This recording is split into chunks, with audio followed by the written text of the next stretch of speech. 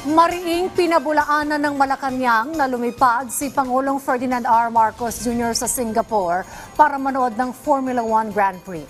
Ayon kay Presidential Communications Office Secretary Cesar Chavez, nanatili lang sa bahay si Pangulong Marcos Jr. nitong weekend kasama ang kanyang pamilya.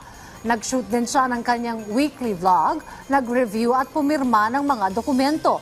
Sa kanyang video message na ipinost sa social media, nagpasalamat si Pangulong Marcos Jr. sa lahat ng mga bumati sa kanyang kaarawan nitong September 13.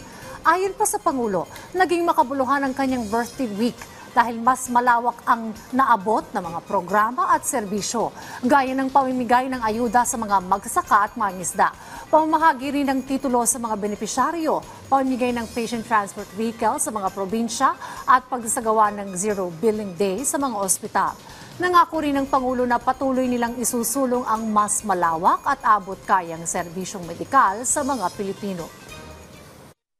Maraming pangangailangan ng bawat isang Pilipino at ginagawa namin lahat na kahit papano. Hindi natin mabubuo lahat yan, ngunit gagawin namin lahat para talagang malaking bawas sa bigat na dala, lalong-lalo na sa healthcare, ang mga pamilyang Pilipino.